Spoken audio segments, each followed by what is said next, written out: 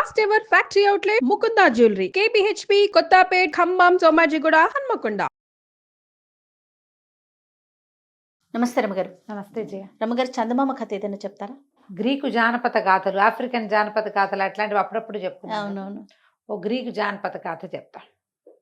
పూర్వం ఓ రాజకుమారుడికి పెళ్లి చూపుల కోసమని బోల్డని సంబంధాల ఫోటోలు వచ్చాయి. అందులో ఒక ఫోటో ఆయన భలే నచ్చింది. చేసుకుంటే ఈ పిల్లనే చేసుకుంటానని ఫ్రెండ్స్కి అందరికీ చూపించేట. చూపిస్తే ఈ ఫ్రెండ్స్లో ఒకళ్ళిద్దరు మంత్రి గారి కుమారులు ఉన్నారు. వాళ్ళు ఆ రాజకుమార్తె వివరాలన్నీ తెప్పించారు. తెప్పించి ఓరు బాబు ఈ అమ్మాయి సామాన్యురాలు కాదు, ఈ అమ్మాయిని చేసుకుంటామని వెళ్ళిన వాళ్ళలో ఎవరు తిరిగి రాలేదుట, అక్కడ ఏదో ఉంది ఆ ఊళ్ళల్లో రహస్యం, వద్దన్నారు. వద్దంటే ఇతను అన్నాడు అప్పుడు చూడంగానే తొట నచ్చింది. తొలుత చూసేసరికి నచ్చింది.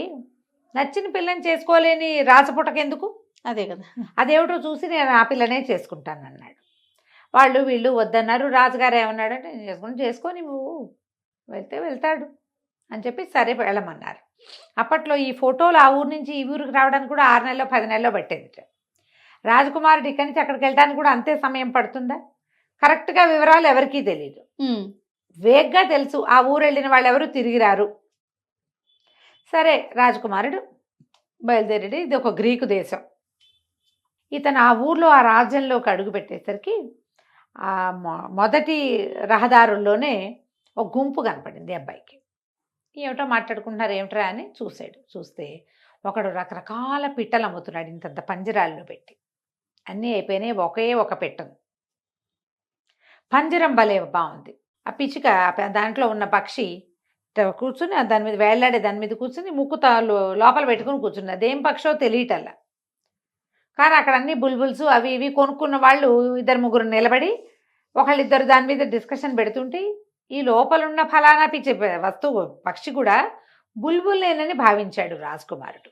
ఏమనుకున్నాడు, ఎవరు తోడు లేకుండా వచ్చాము, ఓ మాట్లాడే పక్షిని కనుక కొనుక్కుంటే ఈ బుల్బుల్స్ అవి కిచుకిచు పాడుతూ ఉంటాయి, కొంచెం కాలక్షేపంగా ఉంటుంది, మరీ ఒంటరిగా లేకుండా ఉంటామని వాడు ఏదో రేటు చెప్తే ఆ రేటుకి డబ్బులు ఇచ్చేసి తీసుకున్నాడు. ఓకే.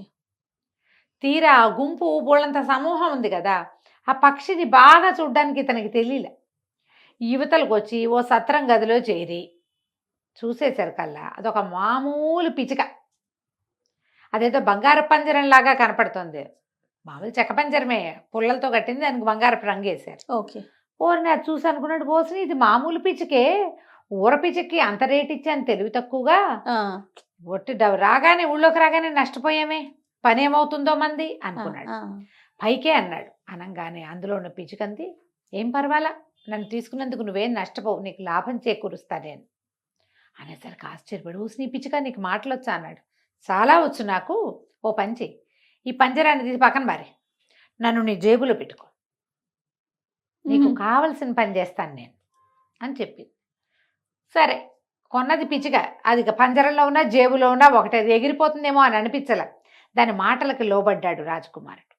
ఆ పంజరం తీసి పక్కన బారేసి ఆ పిచ్చిక ఎంత ఉంటుంది, అది ఇంతే ఉంటుందిగా, అతను వేసుకున్న కోటు జేబులో పెట్టుకున్నాడు. పెట్టుకున్నాక సరే ఆ సత్రంలో ఏదో వ్యవహారం భోజనం చేశాడు, కాస్త అలసట తీర్చుకుని రాజభవనానికి బయలుదేరాడు. రాజకుమార్తెని పెళ్ళాడ కోరి వచ్చానని చెప్పాడు. చెప్పేసరికల్లా సరే ఈ బయట ఉన్న సైనికులు వాళ్ళు రాజుగారి దగ్గరికి తీసుకుపోయారు. ఆ రాజుగారు మంచి గంభీరంగా ఉన్నాడు. అని అన్నాడు, అబ్బాయి మా అమ్మాయి 7 సంవత్సరాల నుంచి మాట్లాడటల్లా, ఎందుకు మాట్లాడుతో తెలియదు, మా పిల్లని మాట్లాడిచ్చిన వాడికే ఇచ్చి పెళ్లి చేద్దామని అనుకుంటున్నాం. కాకపోతే ఇక్కడ ఒక లొసుగుంది, నువ్వు లోపలికి వెళ్తావు, మాట్లాడిస్తే సరే మాట్లాడించలేదనుకో నువ్వు మా పిల్లని చూసి బయటికి వెళ్ళిపోతావు. ఓహో కదా, కాబట్టి నువ్వు మాట్లాడించలేకపోతే పేక ఉత్తరిస్తాం. ఇప్పటిదాకా వచ్చిన వాళ్ళందరికీ అదే పని చేసాం. బాగుంది. మరి లేకపోతే రాజకుమార్తె చూడ్డానికి వస్తాడు ఒక్కొక్కడు, చూసి అలా ఉంది ఇలా ఉంది, నేను ముక్కు వంకర మూతి వంకర చెప్పడు, అదే కదా చెప్తాడు, బొమ్మలేసేస్తారు ఇంకొకళ్ళు. అందుకని మేము ఆ అవకాశం ఇవ్వం, తల ఉత్తరించుకోవడానికి సిద్ధపడితేనే రా. చాలామంది వచ్చి వెళ్ళిపోయారు వెనక్కి. కానీ కొంతమంది రాజకుమారులు రాచపుటకనుకో వాడు ఏమంటాడు, చచ్చినా సరే సాహసం తీరా డింభకాని పోతాడు లోపలికి. తర్వాత ఏమవుతుంది, గెల్టెన్లోకి వెళ్తాడు వాడు, ఆ మెడకత్తిరిచ్చే దాంట్లోకి. సరే బై ఏ పిచ్చికంది లోపల నుంచి చెప్తుంది, బెదరకు నేనున్నా, భయం లేదు, పద వెళ్దామంది.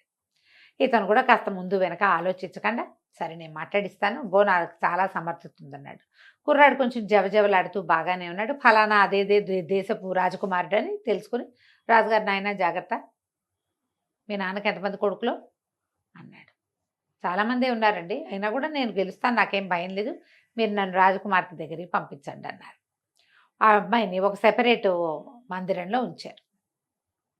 అమ్మాయి ఎవరితోటి మాట్లాడదు, మాట్లాడడం మానేసింది. 7 ఏళ్ళు అయింది. ఒక ముసలి దాది, చిన్నప్పటి నుంచి ఆ పిల్లని ఎత్తుకు పెంచిన దాది మాత్రమే ఈ అమ్మాయికి సహాయకారిగా ఉంటుంది. ఆ ముసలమ్మాయి పిల్ల ఉంటున్నారు అక్కడ ఆ బిల్డింగ్లో. ఇంకా ఇతరత్ర పనులు చేసేవాళ్ళంతా పనులు చేసి బొమ్మలాగా వెళ్ళిపోతారు. ఈ పిల్ల ఎవరితోటి మాట్లాడదు, ఎవరేం మాట్లాడి 4 పీక్స్ వచ్చినా సమాధానం చెప్పదు. సరే లోపలికి వెళ్ళాడు. వెళ్ళాక నమస్కారం రాజకుమారి అంటే ఆ పిల్ల అట్లా చూసింది. బాగున్నారా అన్నాడు. ఎందుకు మీరు మాట్లాడటలేదు అన్నాడు. అనేసరికి ఈ పిచ్చికంది, నువ్వు పని చేయి, నువ్వు అటు ఇటు తిరిగి ఆ రాజకుమార్తెకి అవతల పక్కన ఒక గూళ్ళలాగంటే కనపడుతుంది కదా, ఆ గూట్లో పెట్టింది నన్ను. తర్వాత గూటితో మాట్లాడుతున్నట్టుగా వేయి వేషం, గూట్లో నుంచి నేను నీతో మాట్లాడతా, నువ్వు ఎంతైనా కవిచ్చు, నేను నీకు సమాధానం చెప్తా అనేసరికల్లా ఈ అబ్బాయి ఏం చేశాడు, ఆ పిచ్చుకని అలాగా జేబులోంచి తీసి చేత్తపుచ్చుకున్నాడు. ఈ రాజకుమార్తెని మిమ్మల్ని ఒకసారి పూర్తిగా చూడనివ్వండి అని అటు ఇటు తిరుగుతూ అతని వైపు కూడా చుట్టాల అమ్మాయి వెళ్ళి ఏం చేశాడు, రాజకుమార్తె కూర్చున్న దానికి కాస్త వెనకగా ఉన్న ఒక గూట్లో పిచ్చుకని తోసేసాడు. అది పోయి లోపలికి కూర్చుంది. మళ్ళీ వచ్చి రాజకుమార్తెకి ఎదురుకుండా నుంచున్నాడు. ఏంటి రాజకుమారి ఒక మాట కూడా మాట్లాడట్లేదు, సరే మీరు మాట్లాడేపోతే నా గూటుతోటైనా మాట్లాడతాను, ఏమే గూడు బాగున్నావా అన్నాడు. గూట్లో నుంచి ఆ పిచ్చిగా మాట్లాడాడు. చాలా బాగున్నాను అనగానే రాజకుమార్తె అడిలిపోయింది. ఏమిటి ఎవరు మాట్లాడుతున్నారు? వెనక్కి తిరిగి చూసింది. గూడు గూడు రాజకుమార్తెతో మాట్లాడడానికి వచ్చాను, ఆవిడేమో మాట్లాడట్లేదు, నువ్వైనా మాట్లాడతావు కదా నాతోటి అన్నాడు. అనగానే ఆ గూడుల్లో నుంచి ఆ పిచ్చిగా చెప్పింది, ఎందుకు మాట్లాడను, నేను రాజకుమార్తెలాగా వెరుబాగులు దాన్ని కాను, నాకు బోల్డ్ మాటలొచ్చు, బోల్డ్ కబుర్లు చెప్పుకుందాం మన ఇద్దరం, చెప్పు మీదేం ఊరు, నీకేమొచ్చు అని అడగటం మొదలెట్టింది. రాజకుమార్తె నిర్ఘాంతపోయింది. ఇట్లా ఇట్లా ఇట్లా ఇట్లా చూస్తోంది, ఇద్దరికేసి గూటుకేసి చూస్తోంది. గూట్లో నుంచి మాట్లాడటం వస్తున్నాయో తెలియటం అటు చూస్తోంది. ఇటువైపు తిరిగితే ఇతను మాట్లాడుతున్నాడు. ఇద్దరు మాట్లాడుకుంటున్నారు. మీదే ఊరంటే మీదే ఊరని. నిర్ఘాంతపోయింది. అయితే రాజకుమారుడు అన్నాడు, అబ్బాయి ఇంతసేపు కబుర్లు చెప్పుకుంటాం, ఏదైనా మంచి కథ వస్తే చెప్పు నీకు అన్నాడు. అనేసరికి అలా గూట్లో ఉన్న పిచ్చికంది, కథలు రాకపోవటం ఏంటి, నాకు బ్రహ్మాండమైన కథ వచ్చు, నేను చెప్తాను చూడు అని చెప్పి ఒక ఊళ్ళో ఒక రైతు ఉన్నాడు. ఆయనకి 3 కొడుకులు ఉన్నారు. 3 కొడుకులకి భలే విద్యలు వచ్చు. పెద్దవాళ్ళిద్దరికి విద్యలు వచ్చు. 3వ భక్తిపరుడు. పెద్దవాడు ఏంటి, ఏ చెక్కనైనా సరే చక్కటి అందమైన బొమ్మలాగా చెక్కేస్తాడు. ఇంత చెక్క ముక్క దొరికితే బొమ్మ చేస్తాడు. 2వవాడు చక్కటి వస్త్రాలు తయారు చేస్తాడు. వాడు ఏ దారంతోటైనా వస్త్రం చేయగలడు. దారాలు ఏంది, ఇప్పుడు అరటినారతోటి కూడా, అరటినార వస్తుందా, జనపనార, అన్నిటితోటి చేస్తాడు. పత్తితోటే కాకుండా అన్నిటితోటి అందమైన వస్త్రాలు చేయగలడు. 3వవాడికి ఏవి రాదు, అట్లాంటి పనులు రావు. కానీ వాడు పరమ భక్తిపరుడు. వాడు దేవుణ్ణి ప్రార్థించాలంటే దేవుడు దిగొచ్చి పనిచేయాల్సిందే, అంత భక్తి వాడికి. అయితే ఒకసారి వీళ్ళు 3 ఏం చేశారు, వేరే ఒక ఊరికి బయలుదేరారు, ఏదైనా జీవిక సంపాదించుకుందామని. వీళ్ళు వెళ్ళే దారిలో వీళ్ళకి చక్కటి నున్నటి పనస చెక్క కనపడింది. అది ఇంత కోడల్లే ఉంది. ఉండేసరికి వీళ్ళు ఏం చేశారు, రాత్రిపూట చీకటి పడ్డాక అక్కడ విడిది చేసి కాలక్షేపానికి పెద్ద అబ్బాయి దాన్ని చక్కగా చెక్కి అందమైన బొమ్మగా తయారు చేశాడు.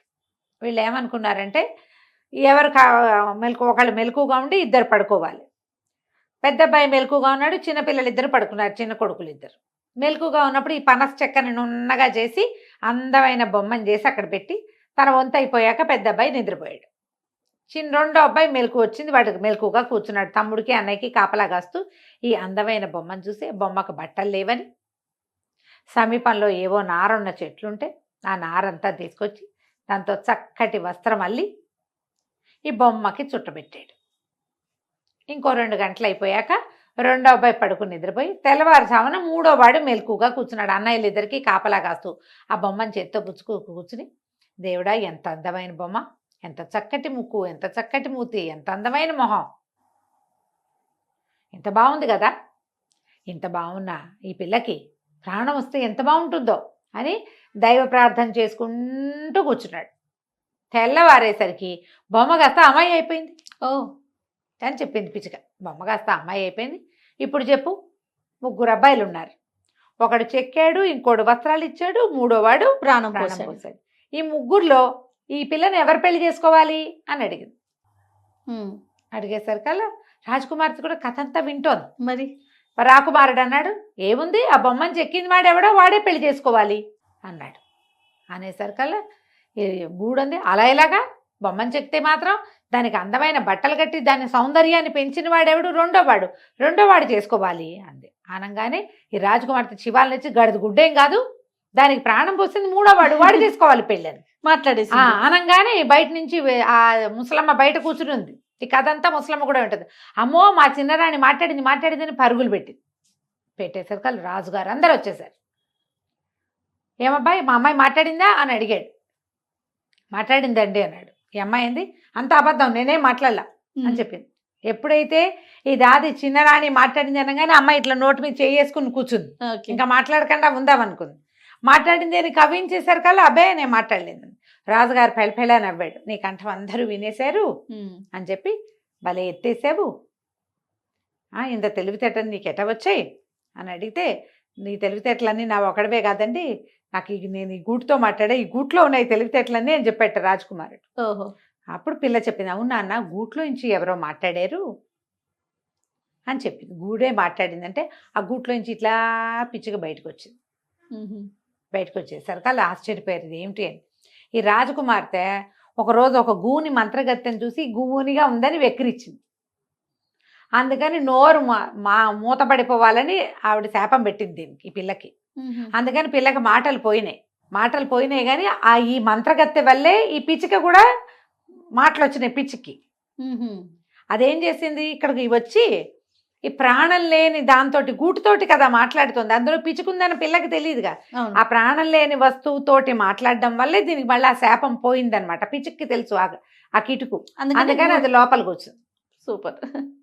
దాంతో ఈ మంత్రగత్తె వేసిన మంత్రకట్టు విడిపోయి 7 ఏళ్ల నుంచి మాట్లాడిన రాజకుమారి మళ్ళీ మాట్లాడటం మొదలుపెట్టేసరికి ఆ గ్రీకు దేశపు రాజకుమారుడికి ఇచ్చి ఇంకో గ్రీకు దేశపు రాజకుమార్తెని పెళ్లి చేశారు. అది కంచికి మనం బాగుందండి. నమస్తే. నమస్తే.